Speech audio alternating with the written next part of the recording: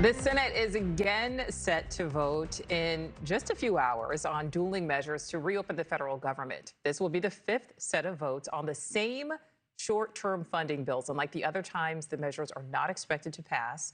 New polling suggests that at this point, as the messaging war continues, the majority of Americans say Republicans are most to blame for causing what's now the fourth longest shutdown since 1980.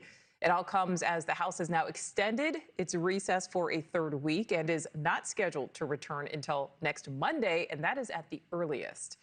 NewsNation's Joe Khalil is live for us on Capitol Hill. So, Joe, House Speaker Mike Johnson now says he won't call back the House until Senate Democrats approve the Republican bill.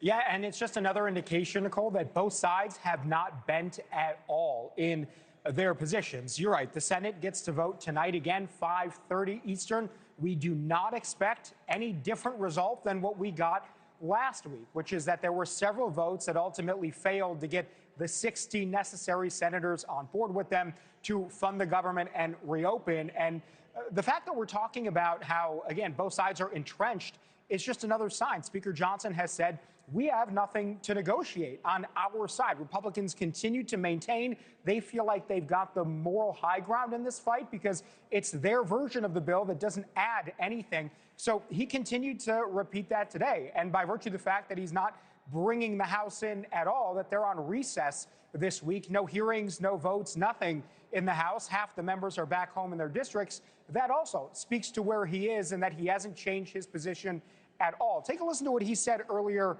just this morning. There's nothing for us to negotiate or to debate right now because the House already did that. The House did its job. We passed our bill. We did the job to keep the government open, and now it's on the Senate Democrats.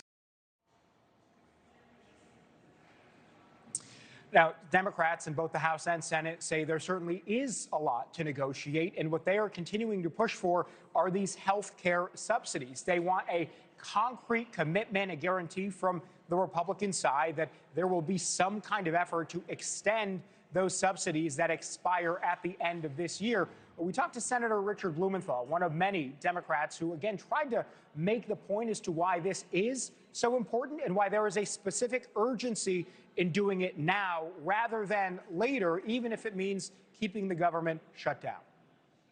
We are literally saving health care for millions of Americans who will see their health insurance doubled and quadrupled to the point they just can't afford it. And they need to know now, because right now they're in the position where they have to buy that health insurance.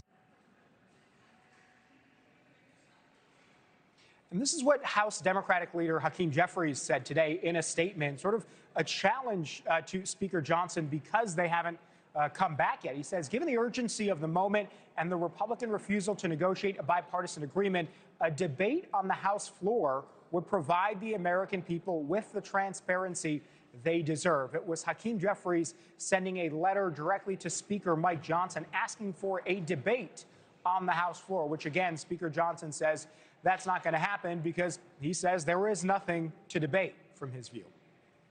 All right, Joe Khalil live for us there on Capitol Hill. Joe, thank you. Thank you for watching. Subscribe below and download our NewsNation app right now on your phone, and you will get fact-based, unbiased news for all Americans.